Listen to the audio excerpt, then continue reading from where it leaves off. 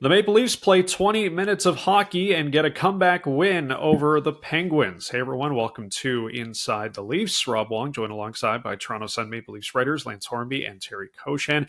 And guys, they don't ask how, they just ask how many. The Maple Leafs are racing a 3-goal deficit in the third period to beat the Pittsburgh Penguins 4-3. Just a terrible effort in the first 40 minutes, to put it plainly. But the comeback was sparked by the duo of Auston Matthews and William Nylander, who did not start the game together. Terry, looking at the way this team is currently constructed, can Craig Berube afford to keep these two apart moving forward if they want to have success as a team? Well, not with the way that things went down in the third period last night. No, you keep them together. We're not expecting a barrage of goals from the two of them, in every period going forward, obviously. But, when they were together with Matthew Nyes, the Leafs outshot the Penguins 7-3. 5-on-5. They put the puck in the net a bunch of times. So you don't go away from it. You just don't. I mean, the Leafs are a funny team right now, right? They're 7-5-1, but they overall have not played really good hockey. And, you mentioned the first 40 minutes last night, obviously forcing Berube's hand because they were, as you said, Rob, terrible. And, Nylander called it unacceptable after. But yeah, you keep them together going forward. I don't think there's much choice in the matter here. The option is Nylander stays with Tavares, but you go off last night and you see what he did with Matthews, and there's no reason to break that duo up for Utah on Wednesday night. Well, I'd say certainly Nylander was the nuclear option, so to speak, with Marner not there. Everyone thought that if all else failed, they would go back. But cautionary tale, they did say this would be a year-long experiment, maybe not the whole year, but a while at least, to find out what they had with these new guys, how the new lines would shake out.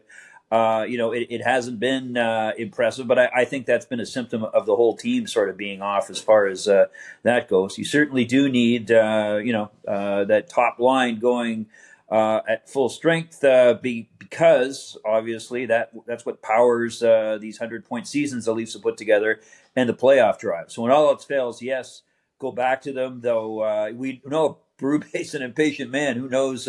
Maybe he'll start them against Utah, Terry, and maybe he'll get impatient too and start if things don't go his way and start moving things around again. But comforting to know that when they feel like it and they get engaged and get sick of how things are going and the quiet building and all that they can rely on Nylander joining that line to create some fireworks. Yeah, and just go back to what I, saying earlier too. I mean, we know what the Michelli and Domi are. So there is, as far as experimenting goes, the rest of the year, the Leafs aren't getting any better at this. It's why Treliving is still looking for a top six forward and would love to add one. Just how do you do that? Is the big question. But they are what they are, and I don't see this team right now as it's constructed taking massive leaps and bounds. It's going to be a tight division all the way through, I think, at the end of the year. And, you talk about powering through to 100-point seasons and, they're doing that in the past.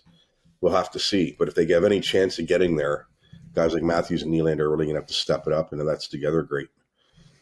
Yeah. Well, you mentioned the top six forward, and one guy getting an opportunity up there right now is Nick Robertson. And Lance, consistency always key for this guy. He does have stretches where he plays very well, and then some stretches where he's not playing as well. But right now, there seems to be a ton of confidence with him at the moment. How do you think Craig Berube is going to go about his ice time as we look ahead here? It's probably a maddening kid, the coach. I think he's a wonderful. He seems to be a great kid, and he wants to do well. He's not. He's not certainly a shirker, but there is that unexplainable period sometimes that he falls into, and that's why he finds himself on the bench occasionally. Then he comes off the bench like a house on fire and does really well. And, last night, I think 3 shots, 3 misses. I mean, on a team that's had trouble scoring, you can't kind of take your eyes off him as far as him generating chances, now getting, especially with, the changes going on in the power play, getting a chance up front, getting a chance with a top 6 line.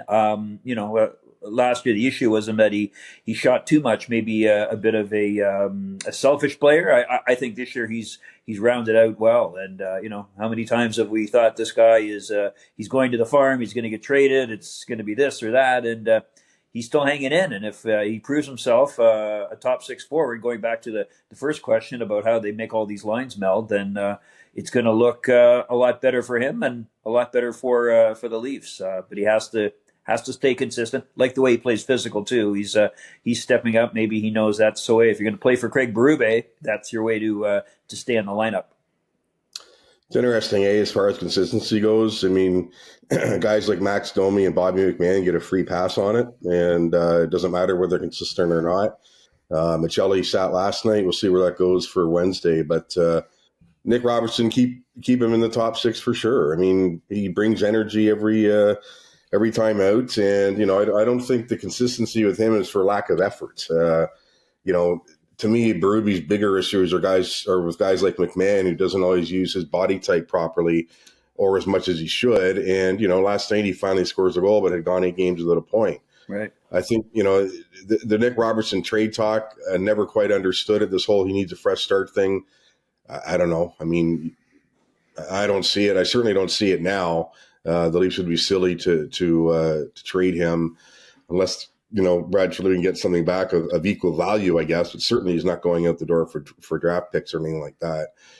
Keep giving him that opportunity because, quite frankly, we kind of mentioned earlier, as far as that even top line goes, you cycle people through and it hasn't necessarily worked. And until Treliving pulls something out of a hat, and I don't think he will, this is what you have to work with.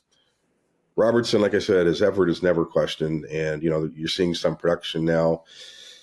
He gets the shot off last night that McMahon then buries for the winner, and there you go. So keep him there. His confidence hasn't waned. I mean, I know there's been frustration on the kid's part at times, but he's in a good spot right now. And as impatient as Berube can be, like Lance alluded to earlier, you got to start sticking with something here. Yep. You just have to. You can't keep moving guys around. I mean, it's past the point of ridiculousness. I know the Leafs have won 4 or 5 and everything, but if you're going to get chemistry, how do you get it? By keeping people together, even when things aren't great, and let them work their way through it. And hopefully he does the same with Robertson in this case. Yeah, and I guess the only other thing to add would be, let's see what the team looks like when they finally get completely healthy. They had, players out here and there, and of course, Lott and Lorentz have to see how that all finally shakes out when those guys come back.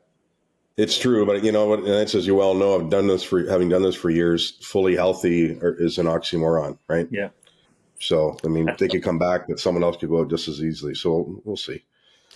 Well, at least for Wednesday night, coaches generally don't change winning lineups, so maybe we'll see the same configuration at the end of the third period as we saw on Monday night on Wednesday when the Utah Mammoth come to town. As always, leave your thoughts in the comments section below. For Lance Hornby and Terry Koshan, I'm Rob Wong. Thanks for watching, and we'll talk to you on the next one.